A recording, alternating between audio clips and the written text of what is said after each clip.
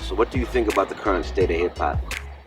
Uh, to me, the current state of hip hop, I'm happy with the way things are moving so fast. I'm happy with the fact that this new generation of rap music kind of sped up the game, and really put us at the forefront of everything. But I think that the quality and the content of the music that we create has kind of gone down a lot. Because the internet, you can just almost put anything up.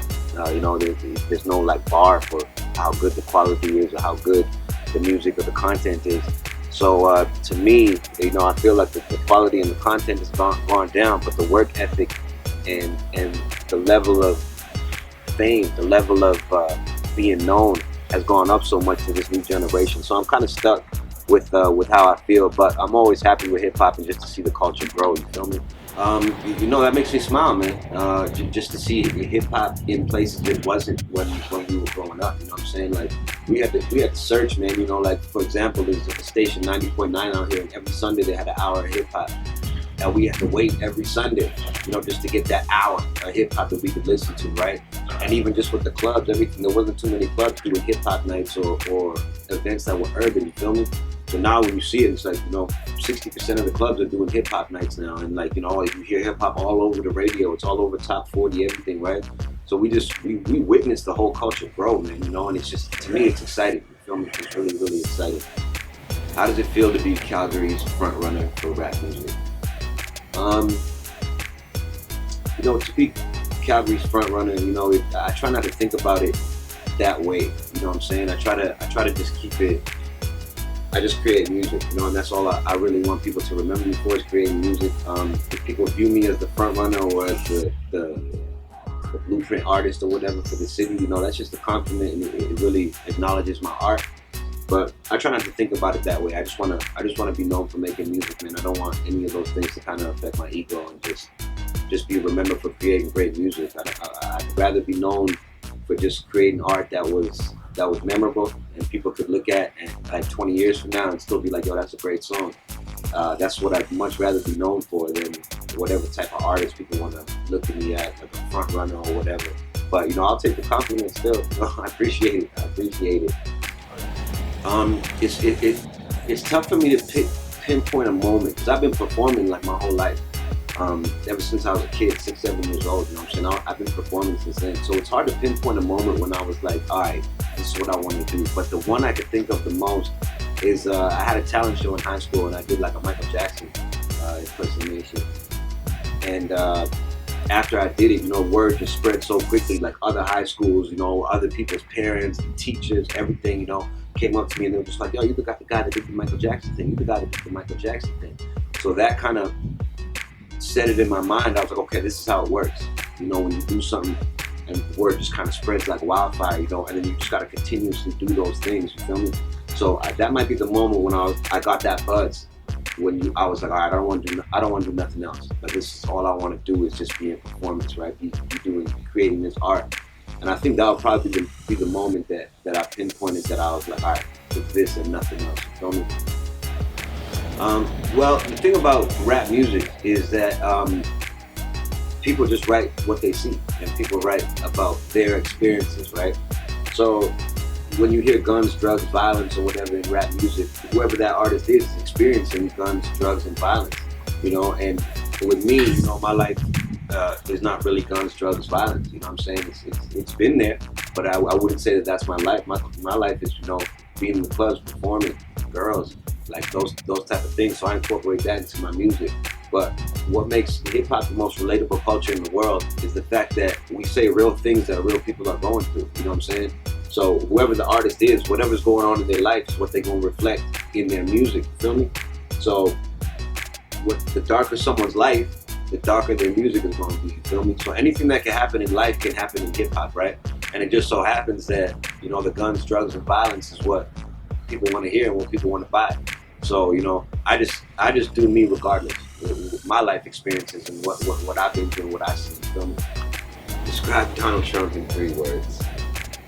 Oh man, if I had to describe Donald Trump in 3 words, it would be racist. Why do you keep calling this the Chinese virus? There are reports of dozens of incidents of bias against Chinese Americans in this country. Why do you keep using this? A lot of people say it's racist. It's not racist at all, no, not at all. A person at the White House used the term Kung Flu.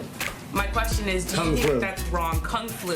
And do you think using the term Chinese virus, that puts Asian Americans at risk, that people might target them? No, not at all. I think they probably would agree with it 100%. It comes from China.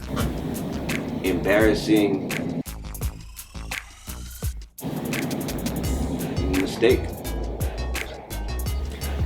Well, you know, they created it. America created it, right? Like hip hop in particular. They created almost every genre of music. Not everyone, but they've created a lot. So every country or every region tries to emulate, but because we're neighbors with them, we can kind of create our own sound. You know what I'm saying? And kind of stand out because we're right next to them. You know, so maybe other regions of the world might want to emulate, which is what Canada even did in the 90s or in the 80s. We try to emulate what America was doing. But now we come to a point where we've actually created our own sound. You can tell when you hear someone from Toronto or something, you know what I'm saying, or someone from Van. And I think that took 20 years, but it's here now. But I think overall, America's always going to be the influence of rap music in particular, right? They created it, they mastered it, they perfected it, and you know, they earned that. The first hip hop artist to make it, I would say Maestro Fresh Wes. Let Your Backbone Slide was probably the first hit that actually charted in the States, you know. And like he's the pioneer, right? Like we all kind of look up to him, you know. Then there was Cardi, then there was Drake, then there was Tory Lanez, then there was The Weeknd, you know. And the bar just kept on getting risen. But I'm pretty sure it's safe to say not too many people will argue that Maestro did it first. If I had any advice for new artists, it would probably be just to stay focused. You know, a lot of these cliche phrases that we hear our whole lives, a lot of them actually tie into what we're doing, right? Just stay positive, stay focused, because in this game of music or entertainment, the odds are just so against you anyway. So the doubt is just constantly around you. So if you take the time to doubt yourself, you might as well call it's over. You know what I'm saying? You might as well call it done, because there's so much doubt around you. There's no room for you to doubt yourself. You feel me? So as long as you genuinely believe in yourself, I know we heard this since we was in preschool, you know what I'm saying? Believe in yourself. But as long as you genuinely believe in yourself, and believe in your music, and believe in your art, then I believe that nothing can stop you. If you're just working hard at your craft, then you'll make it somewhere. You may not make it where you wanted to make it. You may not make it as big as the superstar you want to be, but you'll make it somewhere within the genre of music. And that would be my advice, man. Stay focused and stay positive, man. Surround yourself with positive people who support your craft, and that would be my advice. I think that the doubt can come from so many different places, and I think a lot of it could be like, oh, yo, I want my song to sound like whoever's on charts right now, and your song don't come out like that, and you start doubting yourself. Or people around you just saying, oh, I don't think you're gonna make it. Maybe you should try something else. Maybe you should do this. You know what I'm saying? So the doubt can really come from all different angles. It's hard to even say where the doubt comes from. And I think a lot of people, what the problem is that I learned, like in my head and in my own little world, to set small goals for yourself. You know, when you set a big goal, a massive goal, like, oh, I'm gonna win a Grammy next year or something, and you just started doing music, and then you don't get a Grammy that year, and then you start feeling like you're failing, and you're not really living up to what your full potential. But if you set small goals for yourself, and you keep knocking those little goals down, little goals, you know what I'm saying? Then you start feeling like you're successful. You start feeling like you're doing something. So, you know, if you're an artist, you knew when you're trying to do this thing, just remember that, like, you set small goals for yourself and knock those down before you set the giant goals, you know? And it's very similar to combat sports, you know what I mean? To fighting, to mixed martial arts, but just in two different concepts, you know? But it's the same thing that affects your spirit, you know? If you feel like you're not good at what you love, it just adds to the self-doubt, you know? What do I do for fun? That's tough, you know. I still consider like writing music and going to the studio fun, you know. That's still a lot of my time goes to that. Most of my time goes to that, you know. I play ball, I play basketball with the homies, and you know, just being with my friends is fun. Just it's always a comedy, just us just chilling or just kicking it at the homies' crib or something. You know, I actually enjoy that time too. So like, you know, that's pretty much what I do for fun. Writing music and creating in the studio is my favorite thing to do. I don't even do that as work. There's nothing I'd rather do. I'd rather just be in the studio creating, man. So that's my fun. Are you currently dating? Am I currently dating? I think the correct answer would be to say no, because I don't really have like a significant other. I don't really have a significant other, you know what I'm saying?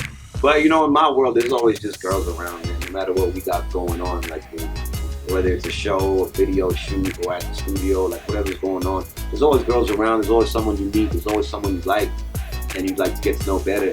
But no is the answer. I definitely think entertainment is the most difficult lane to find someone that's real, to find someone that's actually all about you, you know what I'm saying? Because everybody got their own agenda. And you know, and the thing is, every female and male wants to be around someone that do music, or who was an actor, or anything in entertainment. Males and females, they just want to be around that. There's something special about the energy, you feel me? So it's hard to tell who actually just likes you for your heart, who likes you for who you actually are, you feel me? It's difficult, and I think entertainment more than anything, it's hard because there's so much that can distract from who you are, whether it's the stage, whether it's your song on the radio, whether it's, you know, the bright lights, whether it's the fact that they see your talent. There's so many things that they could look at besides you, you know? So that's why it takes, you know, 6 months, a year of getting to know someone if you can see if they're real or not, you know what I'm saying?